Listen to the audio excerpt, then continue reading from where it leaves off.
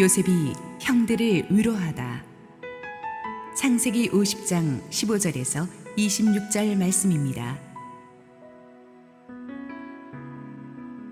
요셉의 형제들이 그들의 아버지가 죽었음을 보고 말하되, 요셉이 혹시 우리를 미워하여 우리가 그에게 행한 모든 악을 다 갚지나 아니할까 하고 요셉에게 말을 전하여 이르되, 당신의 아버지가 돌아가시기 전에 명령하여 이르시기를, 너희는 이같이 요셉에게 이르라.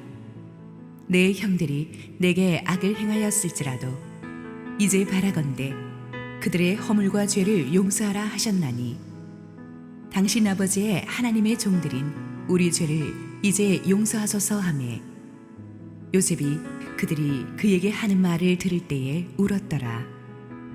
그의 형들이 또 친히 와서 요셉의 앞에 엎드려 이르되, 우리는 당신의 종들이니이다. 요셉이 그들에게 이르되, 두려워하지 마소서.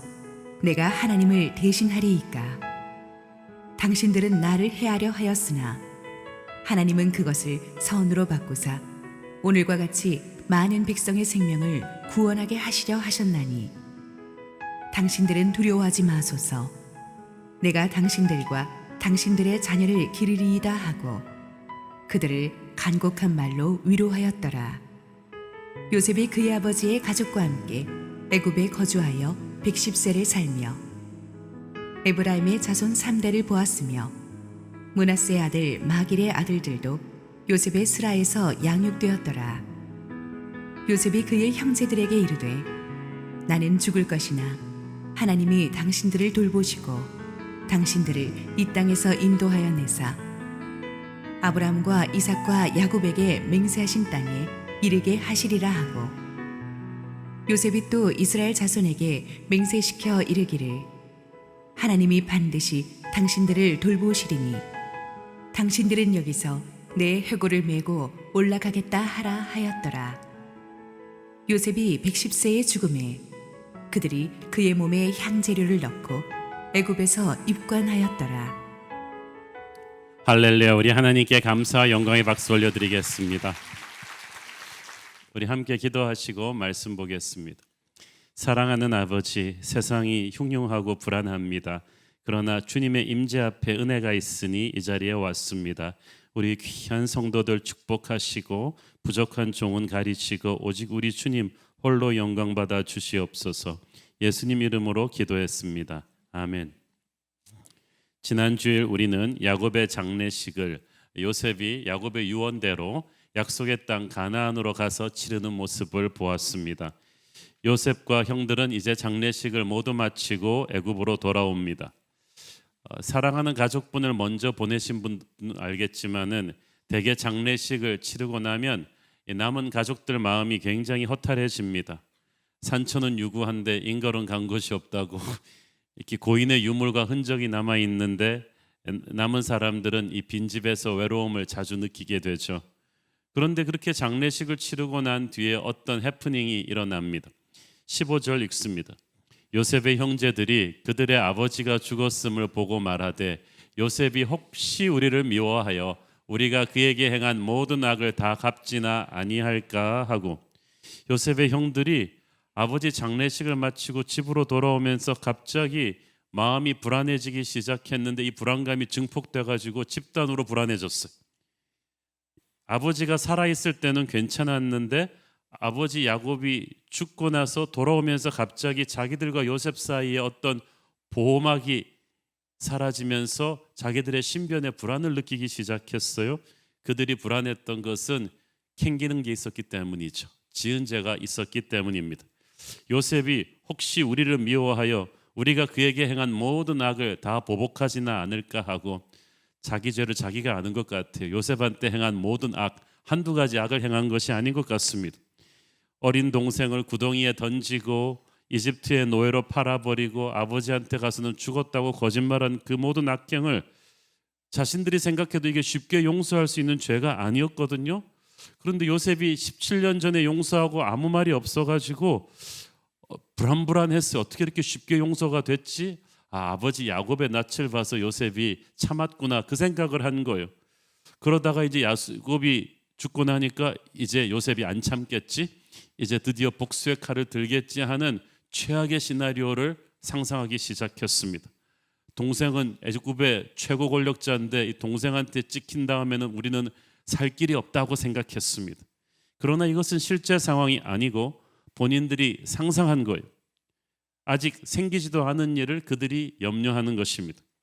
우리가 염려하는 일의 대부분은 일어날 가능성이 90% 없는 것들이고 일어난다고 해도 뭐 우리가 어쩔 수 없는 일들이라고 합니다. 그런데 우리는 자꾸 불확실한 것에 대해서 공포를 느끼고 삽니다. 내가 암에 걸리지는 않을까? 우리 사업에 갑자기 망하지는 않을까? 믿었던 저 사람이 어느 날 나를 등 뒤에서 배신하지 않을까? 이런 염려들을 계속하는 것입니다. 요셉의 형들은 첫째, 자신들이 저지른 죄에 대한 죄책감 때문에 염려했고, 둘째, 피해자인 동생 요셉이 이제는 애굽 최고의 권력자가 되어 있다는 것이 두려웠고, 셋째, 요셉도 자기들과 같은 수준의 사람, 이에는 이로 갚는 그런 매정한 사람일 줄 알고 두려워했습니다. 힘 있는 자를 적으로 두려우는 것보다 두려운 일은 없다고 했는데, 그리고 두려움에 사로잡히면 상대를 믿지 못합니다. 요셉이 자기들을 그토록 사랑하고 환대해 주었는데 가만 보니까 지난 17년 동안 요셉의 배려를 호의호식하고 애굽에서 살면서도 형들의 마음은 항상 좌불안석이었던 것 같아요. 언젠가 요셉이 보복할 것이라고 생각했기 때문입니다. 16절 17절 시작. 요셉에게 말을 전하여 이르되 당신 아버지가 돌아가시기 전에 명령하여 이르시기를 너희는 이같이 요셉에게 이르라. 네 형들이 네게 악을 행하였을지라도 이제 바라건대 그들의 허물과 죄를 용서하라 하셨나니 당신 아버지의 하나님의 종들이 우리 죄를 이제 용서하소서 하매 요셉이 그들이 그에게 하는 말을 들을 때에 울었더라. 이 구절을 보면 형들이 얼마나 불안해하고 있는지를 볼 수가 있죠. 그리고 얼마나 불안한지 이미 돌아가신 아버지 이름을 팔아서 보호를 받으려고 합니다. 확인할 길이 없는 이제 유언을 막 말하는 거예요. 요셉한테 사자를 보내서 당신 아버지가 당신에게 가서 전하라고 했다. 형들이 네게 악행을 했지만 형들에게 복수하지 말고 용서하거라는 유언을 남기셨다는 거예요. 제가 볼 때 이거는 100% 거짓말입니다. 왜냐하면 야곱이 얼마나 요셉이랑 친했는데 유언도 요셉을 따로 불러서 훨씬 많이 했는데 그 말을 하려면 요셉한테 직접 하지 뭐 형들을 통해서 마치 비밀의 유지를 남기듯이 그렇게 했겠어요. 그리고 형들 하는 말을 보세요. 우리 아버지라고 그러지 않고 당신 아버지라고 하잖아요. 형들은 요셉은 우리 패밀리의 의식이 있는데 형들은 그게 없어요. 아직까지도 너무 두려운 거예요. 하지만 우리는 얼마나 괴로웠으면 얼마나 무서웠으면 그렇게 눈에 뻔히 보이는 거짓말을 했을까 생각하니 형들이 가엾기도 합니다. 요셉도 눈에 뻔히 보이는 거짓말을 하는 형들을 보면서 가엾어서 눈물을 흘렸다고 했습니다. 형들이 이제까지 나를 그렇게 생각했던가? 그런 불안감과 두려움으로 지난 17년 동안 그렇게 살아왔던 것인가? 형들은 왜 그렇게 살았을까? 요셉의 형들은요, 자신들의 죄가 너무나 크다는 것을 잘 알고 있었어요. 그래서 남을 믿지 못하고 항상 불안했습니다.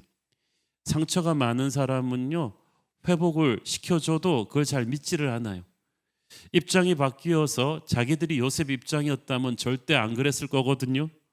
그러니까 형들은 요셉을 자기들 수준으로 생각하니까 용서를 믿을 수가 없었어요.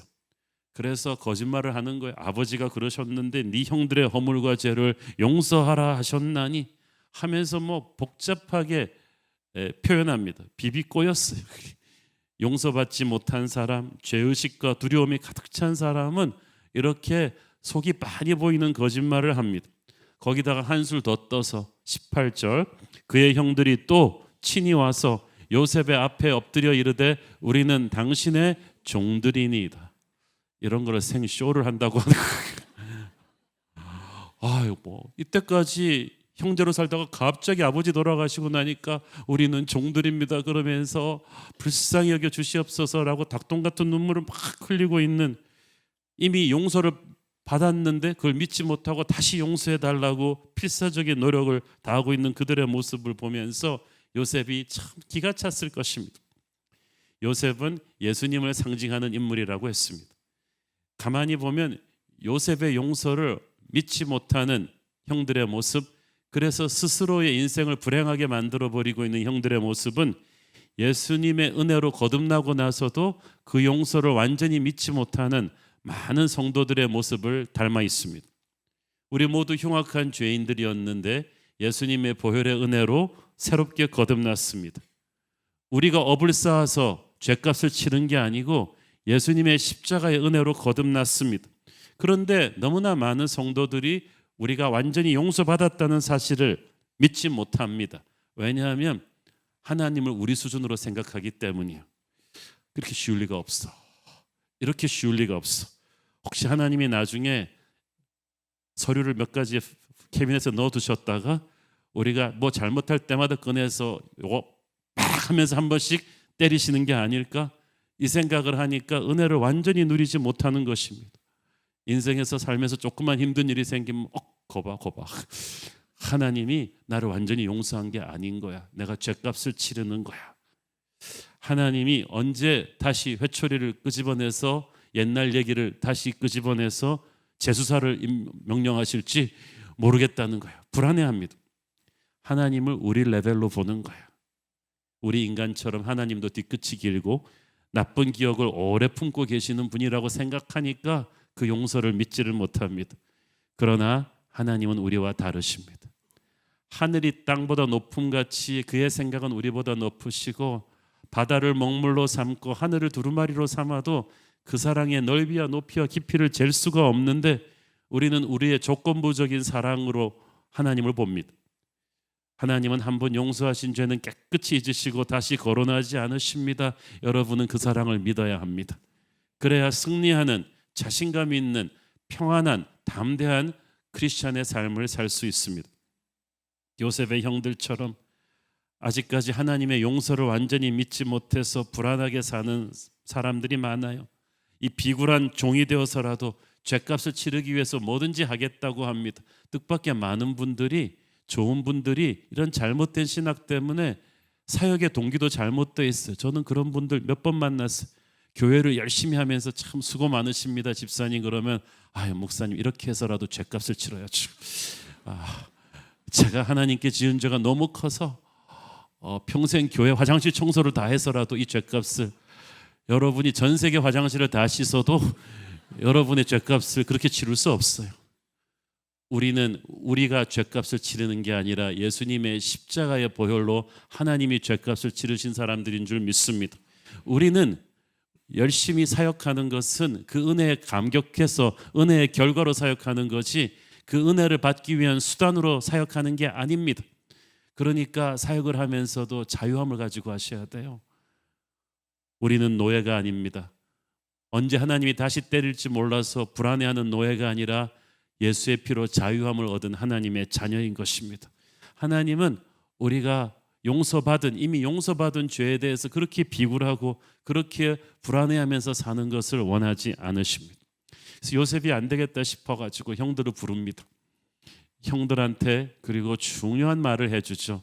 굉장히 신학적으로 심오하고 굉장히 하나님의 섭리에 대해서 우리 모두가 가슴에 품어야 될 말이 19절 20절에 나옵니다. 먼저 19절 읽습니다. 요셉이 그들에게 이르되 두려워하지 마소서.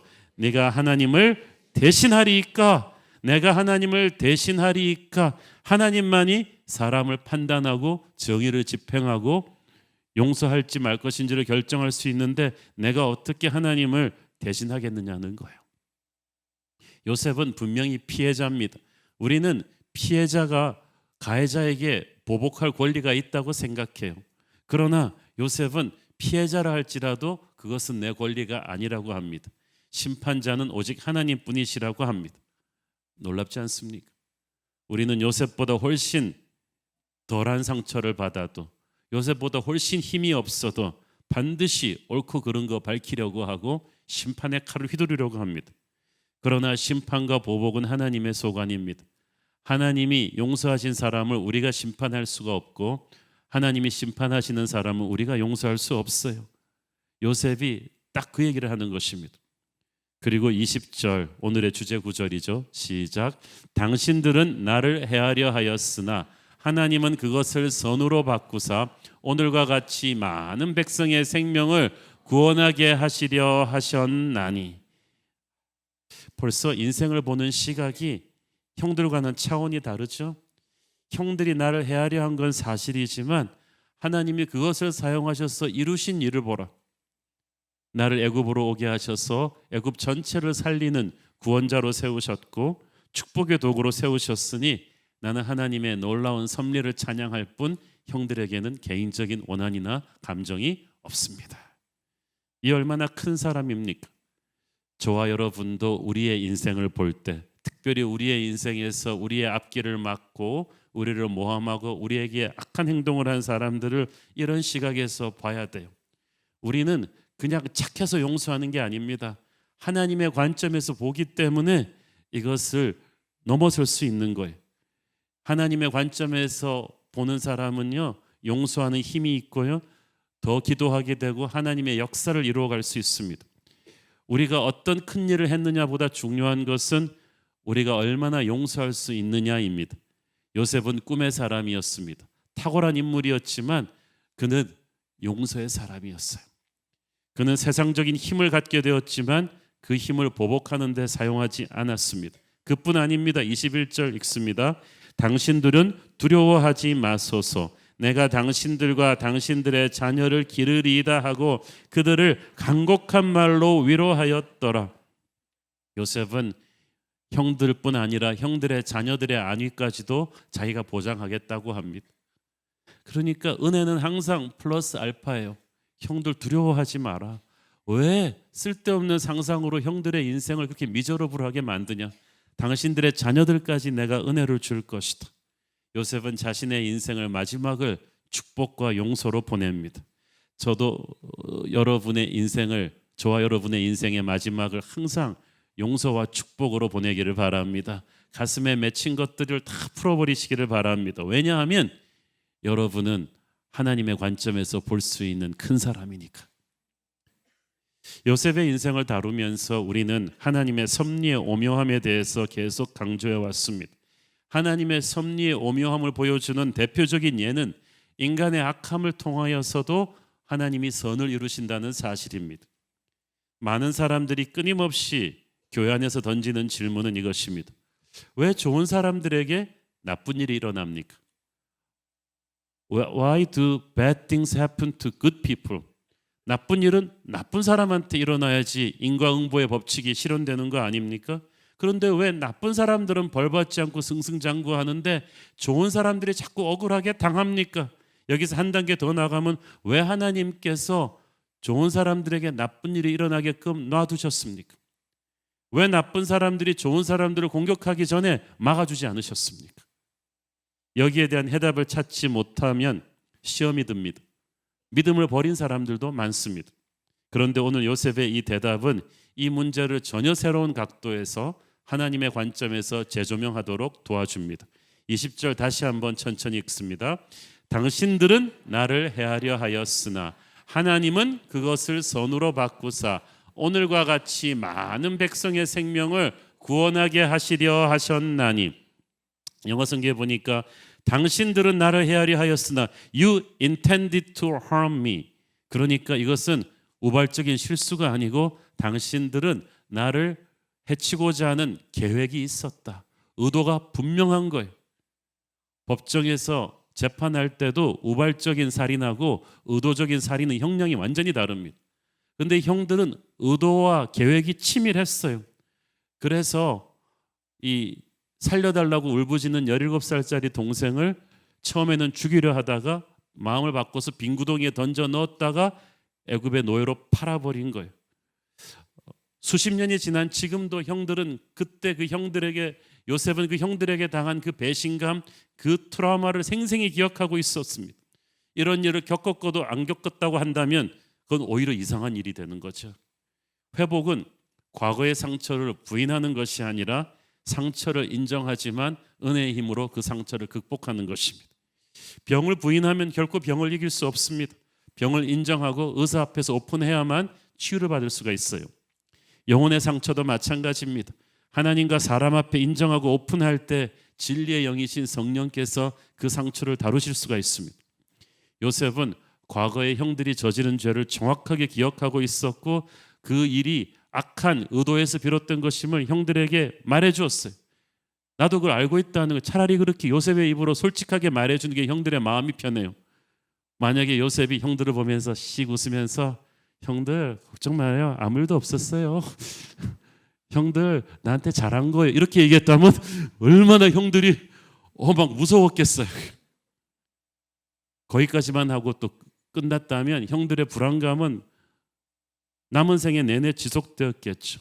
요셉은 분명하게 형들의 악한 행동과 그 의도를 자기가 알고 있다고 이야기한 다음에 그 다음에 위대한 말을 합니다. 내가 착해서 형들을 용서하는 게 아니라, 왜 용서하는가? 당신들은 나를 헤아려 하였으나 하나님은 그것을 선으로 바꾸신 걸 내가 알기 때문이다. 형들의 악행은 분명한 것이었는데 하나님께서 그것을 사용하셔서 오히려 선한 결과로 인도하셨기 때문에 나는 하나님의 그 놀라운 큰 구원의 드라마를 보고 형들의 악행을 문제 삼지 않는 것이다. 동서양의 의학계에서는 이미 오래전부터 독을 약으로 바꾸는 이 연구가 활발하게 진행되어 왔습니다. 여러분도 식중독을 일으키는 박테리아인 살모넬라균을 아실 것입니다. 그런데 이것을 이용해서 암세포를 죽이는 기술이 개발되고 있습니다. 전갈의 독인 클로로톡신 역시 무서운 독이지만 암세포에만 가서 골라붙기 때문에 이 역시 암 치료에 큰 도움을 주고 있다고 합니다. 미국 사막지대에 있는 무서운 독사 살무사는 한 번에 큰 동물을 쓰러뜨릴 정도의 맹독을 갖고 있지만 이 역시 거기서 추출한 케포토리를 가지고 고혈압 치료제로 쓰인다고 합니다. 그러니까 무서운 독이지만 뛰어난 의학자의 손에서 사람을 살리는 약으로 바뀐다면, 전능하신 하나님의 손이 개입한다면 인간을 죽이려고 던져진 악행도 놀라운 축복의 도구로 바뀔 수가 있습니다. 우리에게 일어나는 수많은 악하고 억울한 일들이 하나님의 섭리 가운데서 우리는 축복의 도구로 바뀌는 것을 보게 될 것입니다.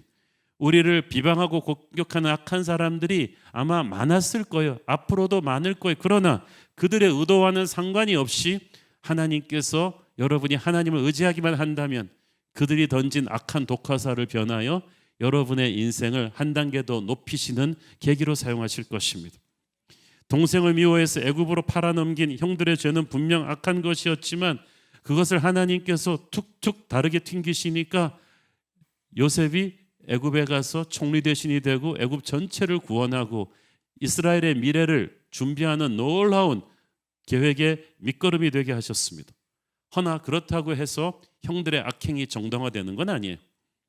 괜히 천국 가갖고 형들이 거 보세요, 우리가 안 팔았으면 요셉이 어떻게 애굽에서 그렇게 출세할 수 있었겠어요. 우리는 하나님의 뜻이 이루어진다는 공로자예요. 그럼 옆에 가룟 유다도 와가지고 그 말이 맞아, 내가 만약 예수님을 안 팔았으면 어떻게 이런 일이 이루어지겠어? 하나님의 섭리는 섭리고 나쁜 놈은 나쁜 놈이죠. 악한 일이 정당화되는 것은 아니에요. 형들이 아우를 노예로 팔지 않았어도 하나님께서는 어떤 방법으로든지 간에 요셉을 애굽으로 보내셨을 것입니다. 하나님은 카드가 굉장히 많으세요. 요셉을 사용하셔서 가문을 살리고 애굽을 살리고 열방을 살리려는 계획을 갖고 계셨는데 마귀가 요셉을 통해 일어나는 그 위대한 계획을 망가뜨리려고 악한 형들을 내세웠는데 하나님이 그것을 절묘하게 막으신 것뿐이에요. 그래서 새로운 방향으로 틀어버리신 거예요. 그러니까 마귀가 요셉의 인생을 막 코너로 몰아넣은 다음에 넌 이제 끝났어 하고 손 털고 퇴근했는데 마귀는 결코 우리 인생을 끝내지 못합니다. 몰린 코너에서 하나님이 새로운 길을 내어주시기 때문이에요. 여러분, 마귀가 퇴근하고 난 뒤를 기대하십시오. 하나님이 역사하셔서 전혀 생각하지 못했던 방향으로 마귀는 요셉을 좌천시킨 게 아니라 출세시켜줘 버리고 되고 말았어요. 요셉은 당신들이 나를 헤아려 하였다고 완곡하게 표현했지만 오히려 가해자인 형들이 자기들 입으로 요셉에게 모든 악을 행했다고 고백하잖아요. 근데 중요한 것은 그 모든 악들이 요셉을 죽이는 데 사용된 것이 아니라 요셉을 살리는 데 사용되도록, 마귀가 자살골을 넣도록 하나님이 바꾸셨다는 사실이. 그렇다고 하나님이 악을 부추기는 분도 아니시고 악을 만드시는 분도 아니십니다. 그러나 하나님은 어떤 악에도 놀라지 않으시는 분이고 그 악을 선으로 다시 뒤집을 수 있는 분이십니다. 여러분 인생에 어떤 악한 일이 터졌다는 것은 깨끗하고 좋은 그림에 검은 물감이 튀었다는 것과 같습니다. 처음부터 그 검은 물감이 안 튀었으면 좋았겠죠. 여러분의 인생에 그런 나쁜 일 안 생겼으면 좋았겠죠. 그러나 그 검은 물감이 튄다고 할지라도 여러분이 하나님의 손을 붙잡고 의연하게 나가면 하나님은 거기다가 새로운 그림을 그리실 것입니다. 그리고 그 그리시는 새로운 그림이 이전의 그림과도 또 다른 차원의 놀라운 그림이 될 거예요. 그것이 하나님의 섭리입니다. 이 섭리를 우리가 이해할 수가 없어요. 이해하려고 할 필요도 없습니다. 그냥 감사하고 받아들이면 돼요. 악은 가만히 둬도 선으로 바뀌는 게 아니라 우리가 믿음으로 나갈 때 하나님의 개입으로 바뀌는 거예요. 역사를 주관하시는 하나님의 측량할 수 없는 지혜가 보이지 않는 곳에서 우리를 위해서 움직이고 있습니다. 눈에 보이는 벽시계에는 12개의 숫자와 2개의 시계바늘만 보입니다. 몇 시 몇 분인지 심플하게 우리에게 보여주는데, 심플하게 우리에게 몇 시 몇 분인지를 보여주기 위해서 시계 뒷문을 열고 안을 들여다 보십시오. 수백 개의 부속품들이 아주 정교하게 맞물려서 돌아가고 있어요.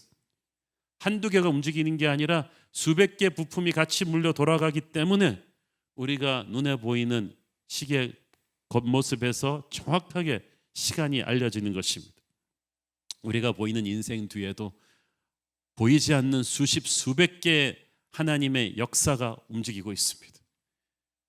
하나님께서는요, 그런 분이 있어요. 우리가 몇 가지 일을 동시에 할 수 있는 사람은 멀티플레이어라고 하는데, 하나님은 밀리언 멀티플레이어세요. 수백만 가지의 일을 우리를 위해서 지금도 연결시키고 계세요.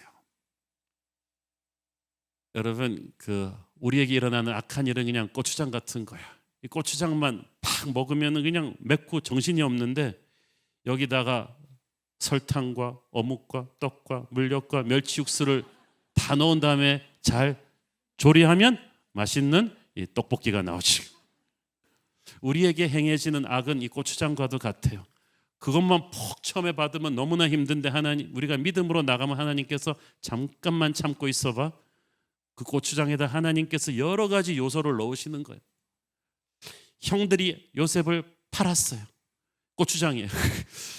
이것만 붙잡고 요셉은 평생 상처를 묵상할 수도 있었지만, 하나님을 믿고 요셉이 기다리고 나가니까 하나님이 시위대장 보디발을 그의 인생에 넣으셨어요. 바로 왕의 꿈, 요셉의 순종, 애굽의 풍년, 애굽의 기근, 이런 연관점이 없어 보이는 사건과 사람들을 하나님이 때에 맞춰서 계속해서 집어넣으시니까 마침내 놀라운 구원의 드라마가 나온 거야. 그렇다고 여러분의 인생이 떡볶이라는 것은 아닙니다만, 얘가 아주 정확하지 않습니까? 하나님의 섭리는 인간의 지혜로는 이해할 수 없는 모든 퍼즐 조각이 맞아 떨어져야 되는 작품이에요. 고추장 자체가 싫다고 해서 고추장을 뺀 떡볶이는 또 있을 수가 없듯이, 우리의 인생에도요, 고난이 없는 인생은 또한 이 성숙과 성장을 만들 수가 없습니다.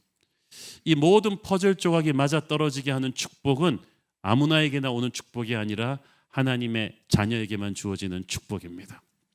로마서 8장 28절, 우리가 알거니와 하나님을 사랑하는 자 곧 그의 뜻대로 부르심을 입은 자들에게는 모든 것이 합력하여 선을 이루느니라. 이 모든 것 중에 고추장이 있어요. 이 모든 것 중에 우리에게 일어나는 억울한 일이 있어요. 우리를 시기하고 견제하고 우리를 무너뜨리려고 어두운 곳에서 막 바쁘게 움직이는 악한 사람들이 있는데, 그걸 받아들이는 것이 참 힘들어요. 내 인생이 잘 나갈 때는, 뜻밖의 파격적인 성공을 하고 승진을 하고 이럴 때는 모든 것이 합력하여 선을 이루니라는 말씀에 그냥 할렐루야 아멘이 절로 나와요. 그런데 뜻밖의 배신을 당하고 뜻밖의 내 인생이 암초에 부닥칠 때는 멘붕이 오잖아요. 이때 누가 와서 모든 것이 합력하여 선을 이룰 것이에요 형제님, 그러면 그냥 막 한 대 때려주고 싶지. 그 선 너한테나 이루어라 그러면서 어떻게 이게 모든 것이 합력하여 선을 이룰 수 있는가? 애지간한 믿음 없이는 받아들이기 어려워요. 아마 요셉도 처음에는 힘들었을 거예요. 처음 요셉이 애굽으로 노예로 팔려갈 때는 제가 생각엔 그때는 어린 요셉이 이를 바득바득 갈았을 거예요. 고추장만 계속 묵상했을 거예요.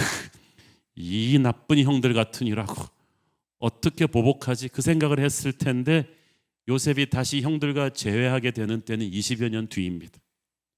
그 기간 동안에 노예 생활하면서 감옥 생활하면서 바로왕 앞에 서면서 하나님께서 요셉을 깊이 있는 하나님의 사람으로 만들어 가셨어요. 여러분, 우리가 그런 억울한 고난을 겪으면서 우리는 예수님 닮은 인격으로 변해갈 것입니다. 그리고 그 시간 동안에 가해자인 형님들도 하나님이 다루셨어요. 형들이 요셉 그렇게 팔아넘기고 나서 편하게 살았나요? 동생 팔고 아버지 속인 그 죄책감으로 지옥 같은 인생을 살았습니다. 애굽에 와서 17년 동안 호의호식하면서도 마음이 불안했다는 거 우리가 배웠잖아요.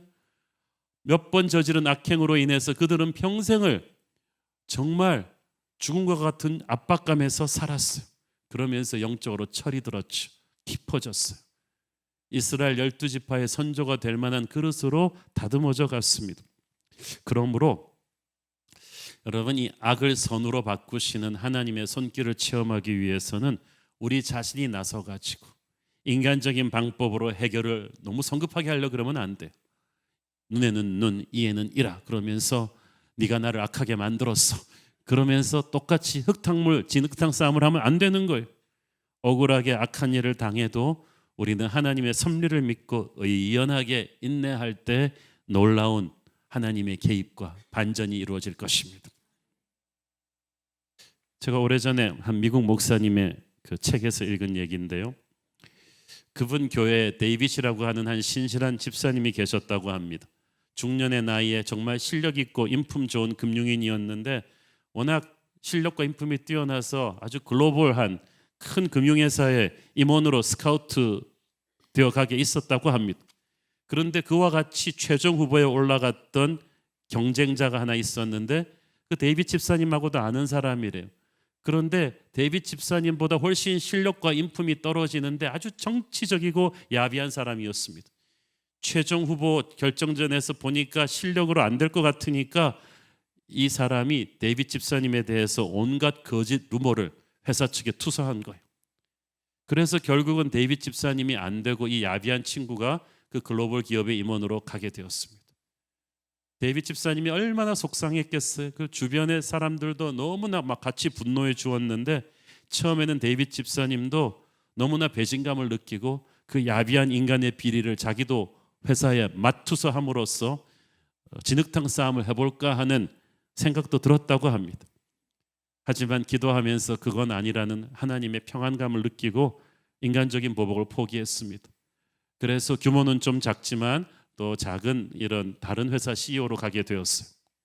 얼마 안 돼서 2018 미국발 금융위기가 터졌습니다. 수많은 그 미국의 큰 금융회사들이 도산하는데 처음 데이빗 집사님이 가려고 했던 그 국제적인 규모의 금융회사가 망해버렸다고 합니다. 그러면서 그 회사 간부들이 이때까지 해온 여러 가지 회사 비리에 대한 책임을 지고 줄줄이 감옥을 가게 되었는데 이들이 취임하기 전에 있었던 일에 대한 책임까지도 많이 연루되었다고 합니다. 그래서 데이빗 집사님을 모함하고 그 자리로 간 친구가 장렬하게 그 자리가 되는 책임을 지고 감옥에 가는 그런 아름다운 모습을 보였다고 해요. 그리고 데이빗 집사님이 CEO로 간 작은 회사는 오히려 그 금융위기를 통해서 더 건실하고 큰 회사로 발돋움하게 되었다고 합니다. 하나님께서는 이 야비한 경쟁자의 악한 음모를 통해서 데이빗 집사님이 큰 재앙이 될 수도 있던 그 자리에 못 가게끔 지켜주신 거예요.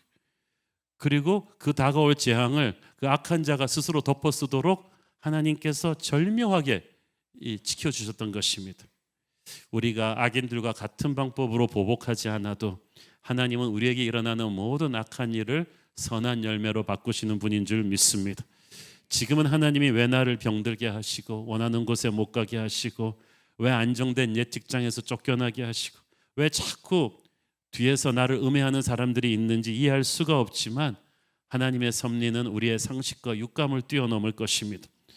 요셉은 자기에게 일어나고 있는 모든 사건을 그때는 하나도 이해할 수 없었지만 의연하게 하나님을 믿고 한 걸음 한 걸음 주와 동행했더니 요셉에게 일어나고 있는 모든 나쁜 사건들이 복된 사건으로 바뀌는 것을 체험했습니다. 믿음이 없으면요, 인생이 잘 나가도 불안합니다. 믿음이 있으면요, 사망의 음침한 골짜기로 다녀도 담대합니다. 지금은 힘들지만 이게 반드시 나를 죽이려는 일이 아니고 축복의 통로로 가는 이 디딤돌인 것을 알기 때문이에요. 그 믿음이 있으면 우리에게 시련은 있으나 절망은 없습니다. 요셉의 형들이 요셉에게 행한 악을 하나님이 선으로 바꾸셨다는 요셉의 말은 요셉의 인생에서 계속 반복된 어떤 라이프 패턴이었어요. 오래전에 출시된 이 컴퓨터 비디오 게임 중에 그런 게 있었습니다. 이렇게 비행선이 쭉 가는데 적들이 미사일과 기관총으로 공격을 해오면 이렇게 제가 레버를 탁 누르면, 그것도 제가 했다는 게 아니라 탁 누르면 이게 우주선이 확 하면서 적의 미사일과 기관총을 흡수해가지고 내가 더 파워업 돼버려요. 그래서 적은 분명히 나를 부수려고 미사일과 기관총을 쐈는데 그걸 내가 어떤 자세로 받는가에 따라서 내 에너지 레벨이 더 올라가고 내 우주선이 더 커지는 거예요. 요셉의 인생이 그랬습니다. 마귀가 요셉을 파괴시키려고 대리인들을 내세워서 악한 독화살을 날릴 때마다 요셉은 그것을 피해가지 않고 정면으로 맞았지만 믿음으로 흡수해버렸기 때문에 이게 또 요셉을 파워업 시켜버렸습니다. 예를 들어서 이 형들이 요셉을 애굽의 노예로 팔았죠. 정상적인 시나리오대로라면 겔리선에 가서 평생 노젓는 노예로 짓다가 끝날 되는데 하나님은 겔리선 노예가 아닌 시위대장 보디발의 집에 노예로 팔리게 하셔서 그곳은 요셉으로 하여금 세계 최강의 애굽 문명을 공부하는 학교가 되게 하셨어요. 나중에 총리 대신이 되어서 국정을 운영할 수 있는 학문을 그때 배운 거예요. 그런데 요셉한테 악을 행한 사람들이 요셉의 형들만 있었습니까? 애굽의 그 보디발의 안에 그 이상한 아줌마가 있었어. 괜히 그 아줌마 요셉한테 막 달려들었다가 꿈을 못 이루니까 화가 나서 이 순결한 청년 요셉을 성추행범으로 몰아서 감옥에 넣었잖아요. 전과자, 그 당시 애굽의 감옥에 그렇게 떨어지면 인생 끝나는 것인데 그 감옥은 오히려 요셉이 바로왕의 최측근을 만나서 바로왕 앞으로 가는 인연을 만들어주고 말았어요. 나중에 총리 대신이 된 요셉을 볼 때마다 보디발의 아내는 죽고 싶었을 것입니다. 이것이 어찌된 일이지? 이것이 어찌된 일인지. 마귀는 매번 다른 대리인들을 사용해서 요셉의 인생을 망가뜨리려고 했어요.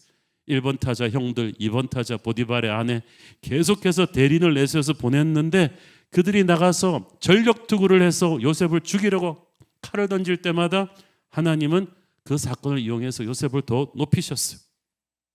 요셉을 죽이려고 던진 마귀의 화살들이 요셉을 오히려 파워업 시켜버린 거예요. 이런 일이 계속되니까 얼마나 마귀가 약이 오르고 맥이 빠졌겠어요. 아마 마귀 본부에서 그 다음부터 전부 다 모아서 그랬을 거야. 야야, 이제부터 요셉 가만 놔. 또 한 번 공격할 때마다 요셉은 믿음으로 그걸 받아가지고 10배나 더 하나님의 축복을 받으니까 이건 갈수록 긁고 부스럼이 되네. 우리가 그만 본의 아니게 요셉을 세계적인 인물로 만들어주고 말았어. 그냥 앞으로는 가만 놔두는 게 좋겠어. 우리가 감사와 인내로 주님 앞에 거하면 어떤 독한 살이 쏟아져도 우리가 무너지지 않고 담대하게 나가면요, 우리는 죽지 않고 영적으로 더 강해질 거야. 마귀가 우리를 노예로 만들어도 우리는 그것을 학교로 바꿀 것이고, 마귀가 우리를 전과자로 만들어도 우리는 거기서 바로왕으로 가는 인연을 만들 것입니다. 우리는 더 기도하게 되고 더 성숙해지고 더 지혜로워지고 더 담대하게 될 텐데 정말 마귀가 싫어하는 시나리오대로 인생이 풀린 거예요. 마귀는 분명히 우리 인생에 악한 씨를 뿌릴 때 이게 악한 열매로 추수되기를 원했는데 우리가 분노하고 원망하고 똑같은 방법으로 맞받아치고 하나님을 향한 믿음을 버리길 바랬을 텐데 그게 뜻대로 안 된 거예요. 믿음으로 나가서 하나님이 개입하셨기 때문이에요. 하나님이 개입하지 않으면 악한 씨는 분명히 악한 열매를 맺게 되는데 하나님이 개입하시면 악한 씨가 선한 열매가 나와요. 여러분, 여러분의 인생에 어떤 일이 일어나도 하나님의 개입을 초대하십시오. 감사하고 찬양하고 기도하고 인내하면 하나님의 개입을 초대하는 것입니다. 요셉은 구약에서 예수님을 상징하는 인물이라고 했어요. 악을 선으로 바꾸는 가장 위대한 사례는 예수님의 십자가 사건이었습니다. 당시 악한 종교 지도자들이 악한 마음을 품고 얼마나 치밀한 계획을 세워서 거짓 증인들을 세워서 거짓 재판을 한 뒤에 로마와 결탁해서 예수님을 십자가에 못 박아 죽였어요. 마귀는 이제 끝냈다고 생각하고 퇴근했는데 하나님께서 개입하셨습니다. 죽음을 이기고 부활하신 주님을 통해서 하나님께서는 모든 인류에게 구원으로 가는 길을 열어주셨습니다. 그러므로 여러분의 인생에서 악한 이들의 공격으로 힘들 때마다 요셉을 생각하시고 예수님을 생각하십시오. 그리고 의연하게 감사하고 기도하며 견디시기를 바랍니다. 여러분이 인간적인 방법으로 보복하지 않아도 하나님의 눈이 불꽃같이 여러분을 보고 계십니다. 지금 잠시 악이 승리하고 여러분이 패배한 것 같지만 하나님께서는 반드시 그들의 악행을 통하여 오히려 선한 역사를 이루실 줄로 믿습니다. 요셉의 인생은 영원한 나라를 바라보는 그런 인생이었어요. 24절 26절 읽습니다. 요셉이 그의 형제들에게 이르되 나는 죽을 것이나 하나님이 당신들을 돌보시고 당신들을 이 땅에서 인도하여 내사 아브라함과 이삭과 야곱에게 맹세하신 땅에 이르게 하시리라 하고 요셉이 또 이스라엘 자손에게 맹세시켜 이르기를 하나님이 반드시 당신들을 돌보시리니 당신들은 여기서 내 해골을 메고 올라가겠다 하라 하였더라. 요셉이 110세의 죽음에 그들이 그의 몸에 향재료를 넣고 애굽에서 입관하였더라. 요셉은 에 있어서 애굽은 기회의 땅이었어요. 노예 소년을 이락 총리 대신이 되기까지 올려준 축복의 땅이었고 부귀 영화를 누렸던 땅이었는데 요셉은 애굽에 살면서도 약속의 땅을 잊어버리지 않았어요. 죽기 전에 요셉이 한 유언은 100% 약속의 땅을 향한 소망이었고 400년 뒤에 이루어질 그 유언, 내 유해를 반드시 약속의 땅에 가서 묻어라. 지금 당장 보낼 수도 있었는데 죽고 나서 내 유해를 묻어라 그럴 수도 있었는데 그러지 말고 400년 뒤에 너희들이 출애굽할 때 가지고 가라. 왜 그랬겠어요? 항상 약속의 땅을 우리 후손들도 기억했으면 좋겠다는 것입니다. 요셉은 천국을 바라보며 살았고 자기의 후손들에게도 그 신앙을 가르쳤어요. 예수님이 그러셨습니다. 이 땅에 계셨을 때 예수님은 항상 제자들에게 영원한 하늘나라를 바라보게 가르치셨어요. 나 있는 곳에 너희도 와서 있게 할 것이라고 하셨습니다. 여러분, 우리는 항상 이 땅에 살면서도 천국을 바라보며 살아야만 합니다. 우리의 모든 질문은 천국에서 해답을 찾을 것이고 우리의 모든 눈물은 거기서 닦아주실 것이며 우리의 모든 상급은 거기서 주어질 것입니다. 우리는 저 높은 곳을 향해서 가는 순례자들이고 우리의 후손들에게도 그 정신을 심고 가야만 합니다. 그것이 요셉의 인생이고 그것이 예수님의 인생이고 그것이 최고의 인생인 줄로 믿습니다. 기도하겠습니다. 주님 은혜를 감사합니다. 하나님의 섭리를 믿고 살았던 위대한 믿음의 사람 요셉처럼 예수님처럼 우리도 용서하고 축복하며 어떤 억울하고 힘든 일을 당해도 오직 하나님을 바라보며 이겨내는 그런 승리하는 삶 살게 하여 주옵소서. 예수님 이름으로 기도했습니다. 아멘.